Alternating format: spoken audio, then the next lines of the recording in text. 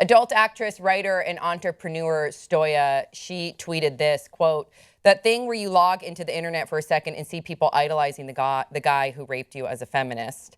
That thing sucks." She goes on to say, "James Deen held me down and effed me while I said no, stop, used my safe word. I just can't nod and smile when people bring him up anymore." Now, this launched the hashtag solidarity with Stoya because some people were saying, why are you taking to social media? Why are you not going to the police? Of course, some people saying that she's lying about James Deen. So the hashtag solidarity with Stoya, Joanna Angel and another adult actress, she joined in, who also at one point, I believe, dated James Deen. Okay. She joined in, she tweeted, "He's dead on the inside and dead to me. He's literally the worst person I've ever met. That's all I have to say for now." There's been other adult actresses who are starting to come forward. So we have one that just recently, I believe this morning, actress Tori Luck, she shared, quote, "Back in June of 2011, she talked a lot about James Deen and had some allegations against him, but it's resurfaced again today." She said, "While shooting at a major porn studio, I was assaulted by James Deen." She says that while she explicitly told him no, he proceeded to straddle my chest, pinning down my arms with his knees. Then he raised his hand high above his head, swinging it down and hitting me in the face and head with an open palm. She then went on to talk about the fact that she tried to bring it up with some of the studio execs that were there, but it was a very famous studio, and she felt that if she rocked the boat too hard, that she wouldn't be invited back as an actress. She also went to the police, and she said that the police were no help. She said that oftentimes the police believe because they are sex workers that they're somehow asking for this abuse. Yeah. That's insane. Yeah. So James Deen, just on Sunday, he also took to Twitter. He says, quote, "There have been some egregious claims made against me on social media. I want to assure my friends, fans, and colleagues that these allegations are both false and defamatory. I respect women, and I know I respect women, and I know and respect limits both professionally and privately." I don't believe anybody should weigh in on this in lieu of evidence, simply because I think that, one, it's so hard for any woman to come forward with accusations, but I do think it's important not to go, "Oh, I don't believe you because I'm a fan of him and I know him." You weren't there. You don't know what happened in that particular exchange. You don't get to comment on something that you don't have any proof about. So or shut up. I don't believe him because I don't believe you because you're a sex worker. Like, I saw a lot of that. Or because you do BDSM. So that you're What does that have to do with anything? Exactly. It's ridiculous to say. Like, by that logic, then, like, say a football player, when the game is over, gets, like, tackled and beaten up on the street. You're saying because they're a football player, they were asking for it because their job is to get tackled? Yeah, good. Yeah. Like, that doesn't make any sense. In general. Still, when you're not in front of the camera doing that, the same rules apply to those people as apply to us. And there's tons of rules that apply on set when they're actually doing it. Yeah. You can't just make that assumption. Also, I hate when people say, and this happens all the time with other celebrities, they say, I can't believe you. This woman's a liar because I like that celebrity. Yeah. You can't do that. You don't know that celebrity. That's like when the whole Jared from Subway thing was going down. I had to ask myself, like, why do I defend Jared? All I know about this guy is he eats sandwiches. Like, I have no reason to defend that person. Yeah. When I heard we were doing this story, my stomach immediately sank because I'm like, all right, it's an adult film star. I guarantee, and I didn't even want to look at the tweets because I was like, I bet they're dragging her name through the mud. And then I take a step back and I'm like, I hate that I expect that from our culture, that this woman comes forward and people are immediately telling her that, no, you did it wrong. You should have gone to the police. And, instead of any compassion for the victim and realizing how difficult, I can only imagine it is to come forward with this information, knowing that who you dated is a beloved, arguably the biggest star in porn right now. And I just hated that I expected that I was like, oh, I'm going to hate this. Like, this is going to be And it's also that it's a woman versus a man. Yeah. Because invariably, women, somehow the burden of proof is prove that you're good enough to have, that you're pure enough or somehow not at fault causing this person to have done this thing. It's like, for me, it's akin to the whole concept of consent with any kind of sexual activity. There seems to be so much backlash and resistance in general nowadays to the idea of, oh, you don't, so if I slept with you one time, I can't just like come over and like just randomly you?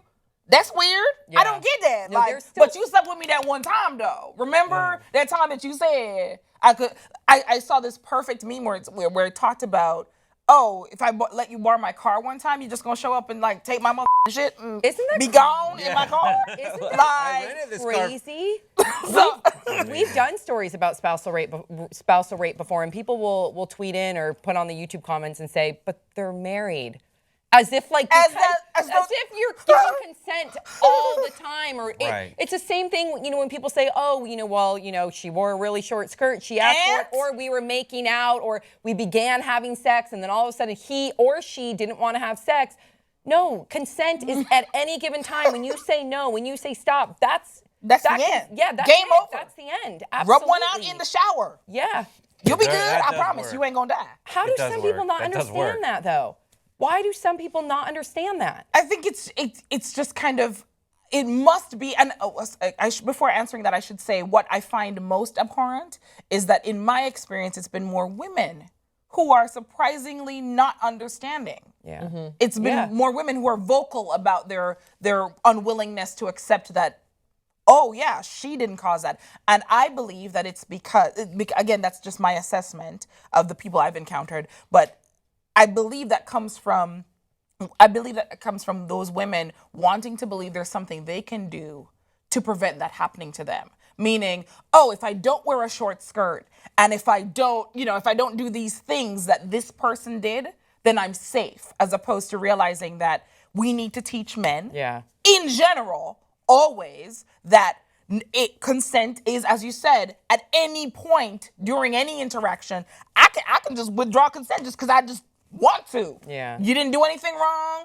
I just want to give you blue balls. I'm a bitch, but you still can't rape me. That's not okay. Right. If anyone is in a position to have like knowledge of when sex is good and bad and okay and not okay, and for the camera or not, it is someone who works in the sex industry. Yeah. That's a great point. So Absolutely. She is someone who can this sex for her is something that she does a lot, as a job. So she has that familiarity To with it, where some discern. other people like not experienced with sex, like then you have a whole extra level of difficulty in saying no, because it's like, everyone's been a teenager and been like, is there a level of acceptance that comes along with having sex, all that peer pressure? She doesn't even have that. So for her to say this was rape, I'm more likely to believe her. Yeah. That said, like, I totally get, like, it's harder for her to prove it now because she didn't go to the police. That's But frustrating. Even the this statute of limitations still frustrates I me. think something totally needs to be done with that. But When it comes to rape and sexual assault cases, and I know you and I have differed on this, but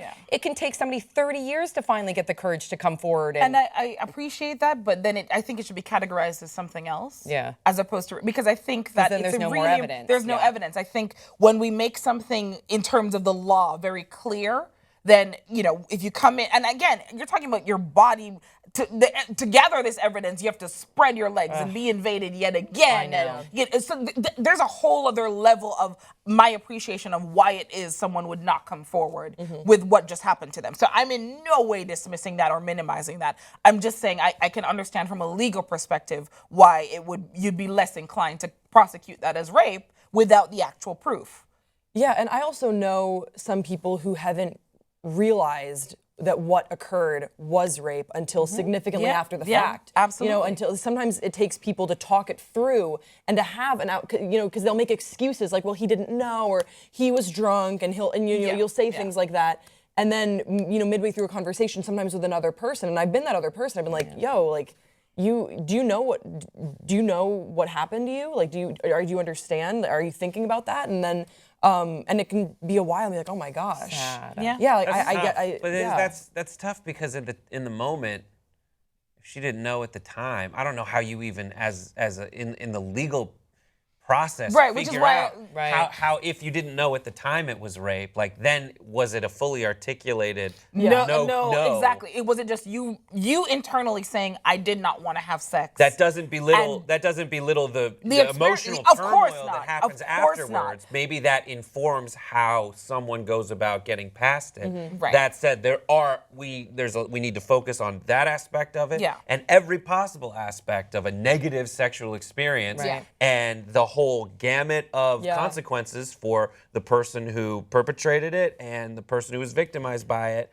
and the way that those people are treated and get treatment. I do like that there is like almost that you can get tried like in the court of like the public opinion. I do like that on social media. Yeah. Rightfully so. When I know, I'm not, believe me, we've had plenty of stories where people will get, you'll see this lynch mob, mentality. Exactly. But with certain people, and I'll just say it, like with Bill Cosby, I'm glad that a lot of those women still do not have any justice. But they at least have the justice that this guy no longer has that TV show that he was about to have, that this guy no longer can go do his comedy tour in some areas. Danger, I totally know to some exactly degree. what you're saying. Because this girl too, this guy lost his job, James Deen, not in the adult film industry, but he was writing for thefrisky.com. That's where a lot of people called him a feminist, because he was talking to other people about consent. He was always preaching that, and then here he is, and the woman that fired him from thefrisky.com, she did her own investigating. She had a number of people that shared similar stories to this. So that's why, believe me,